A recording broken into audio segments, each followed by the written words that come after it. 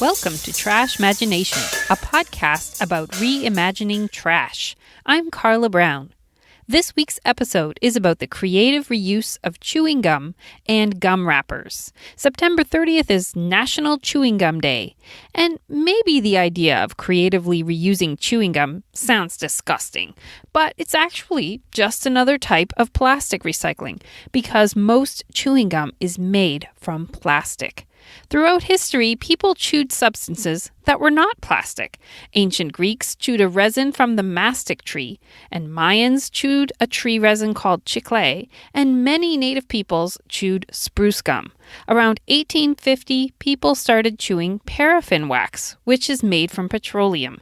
Today, most chewing gum is made from a type of plastic called polyisobutylene, which is the same material as you find in bicycle inner tubes.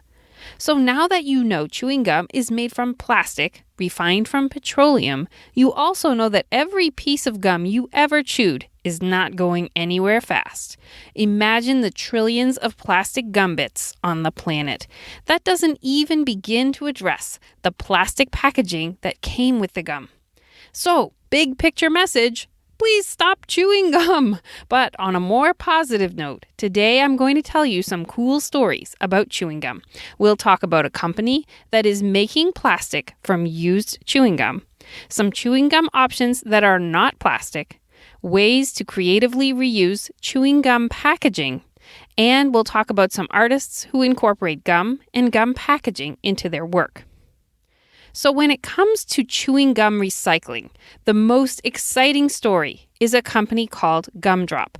British designer Anna Bullis decided she wanted to find a way to recycle chewing gum. She knew that it costs many municipal governments a lot of money to scrape chewing gum off sidewalks. If there was a better way to collect chewing gum, people would be less likely to drop it on the ground. The first place she tested her idea was the University of Winchester. She designed a pink spherical container that looked like a giant bubble called the Gumdrop, made from recycled chewing gum. Yes, the actual container is made from recycled chewing gum. She ran an education program showing plastic cups made from recycled chewing gum. She found that it took about 42 pieces of chewing gum to make a cup. The university noticed a drop in gum litter and is still running the Gumdrop program. And now many companies, such as Heathrow Airport, are also having the Gumdrop program, and it's saving them thousands and thousands of dollars in cleaning costs. Anna went on to make sneakers or running shoes where the sole is made from recycled chewing gum. It's called Gum Shoe, and the sole of these shoes is pink. It's the world's first shoe sole made from gum. Now, the upper part of the shoe is made from leather. They currently cost more than $200 US per pair, and the company is now also making rubber boots. Some governments have been considering taxes for gum companies to address the issues of gum litter, so those companies have been contributing to Anna's projects as well. To hear more about the project, check out the BBC podcast People Fixing the World in the episode from March 6th, 2018. And this is a great podcast overall if you're looking for creative reuse ideas. So if you really love gum, but you want to stop chewing plastic, here are some companies who make gum from other substances and also who emphasize using non-plastic packaging. The first is Glee Gum, which is a company located in Rhode Island. Some of their packaging is plastic. They sell some of their gum in pouches, but a lot of it is sold in cardboard packaging. And they also sell Halloween-sized packages in cardboard. So this might be a great option for you for Halloween this year. Simply Gum makes a gum without plastic, and that company is located in New York City. And then a company called Chixa, which is located in Mexico, also makes a gum not involving plastic, although there is some foil in their packaging. Now, if you do chew gum, or you have some friends who chew gum, and you have access to some chewing gum packaging, there is a lot of inspiration for you. Have you seen the commercial by Extra Gum that shows a romance that is all about gum wrappers? It's called The Story of Sarah and Juan. It starts in high school, and after each of their encounters, Juan draws a little drawing on a gum wrapper. We see their relationship progress through the years, and after each event, Juan draws art on a gum wrapper. The commercial ends with Sarah encountering an art gallery filled with all of Juan's gum wrapper art, and then he asks her to marry him. And also the music playing in the background is the song Can't Help Falling in Love, which is my parents' love song. So you could take on Juan's romantic gesture and draw on your gum wrappers, or here are a few other project ideas. A popular idea involves folding gum wrappers or candy wrappers into long folded chains. Maybe you've heard stories about people who have made prom dresses from gum or candy wrappers, and this is the technique that they are using. This involves folding and folding and folding and folding and then slipping the pieces inside each other to make a very long chain. And then you sew the chains together to make a dress or a purse. I'll share a few tutorial videos in the show notes. And if you really love that technique, if you find it makes you feel very relaxed, you could try to work on getting a Guinness World Record for the longest gum wrapper chain. But you will be competing against Gary Dushel, who, like me, lives in Virginia but grew up in Canada.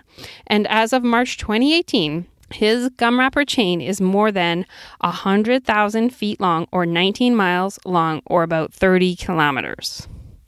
You could also make a coiled vase or bowl from gum wrappers.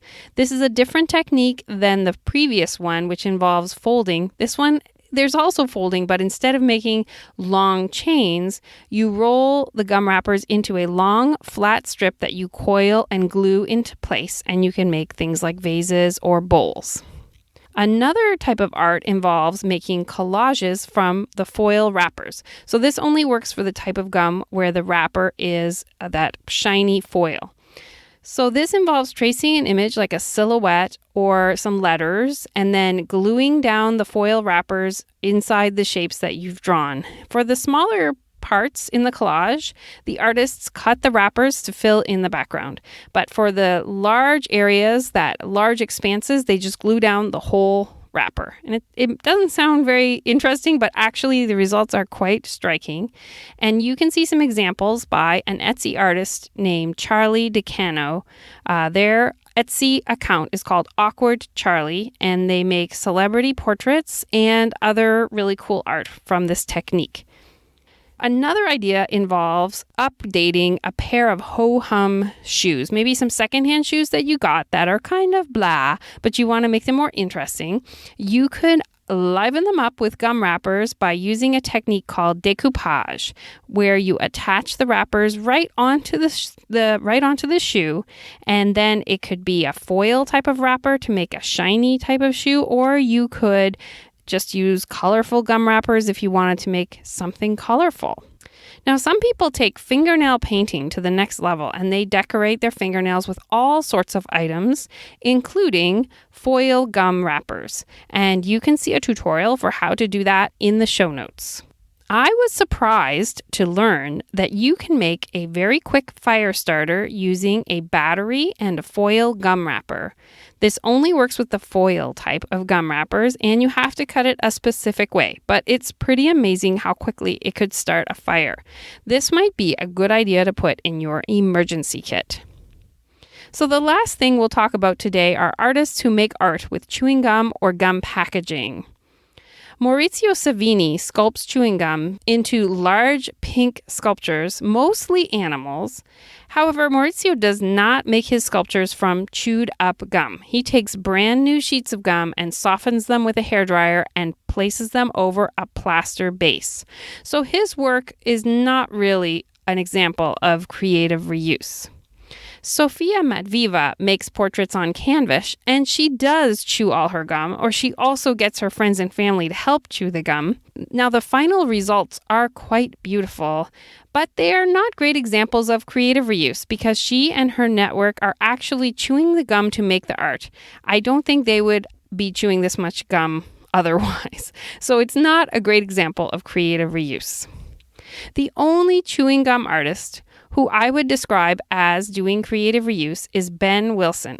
He lives in the United Kingdom and he travels around painting little pieces of art on gum that is stuck to sidewalks and streets. The final result looks like a colorful little sticker. Now, the way he does this is he sets up shop on the ground beside a squished piece of gum.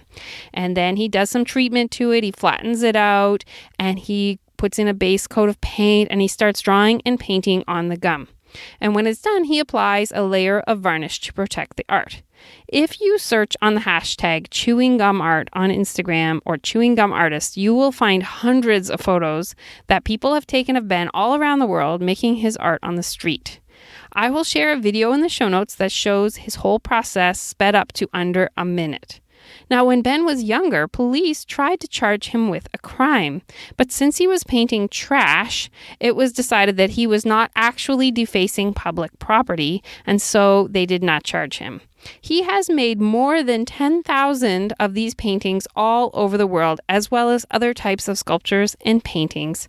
Most of his work is in his home neighborhood of Muswell Hill, which is located in North London. The last artist I'll mention is Luisa Caldwell, who makes art from colorful recycled gum wrappers. She attaches them together in a giant quilt-like tapestry. Her most recent piece was shown at an outdoor festival in St. Petersburg, Russia. So not to end on a note of disgustingness, but I thought you might email me if I don't mention this last item, which is there is a wall in Seattle, Washington, where people stick their chewed up gum. It's called the Market Theater Gum Wall, and it is considered to be a tourist attraction now because there is so much gum stuck on there. That is one trip I'm not planning to make. So thank you for listening. I would love to hear about your creative reuse projects at trashmagination@gmail.com. You can also send questions and ideas for future episodes. Be sure to share whatever inspired you in today's podcast with your friends and family. Until next time, may you see chewing gum and gum wrappers as a source of art in your life.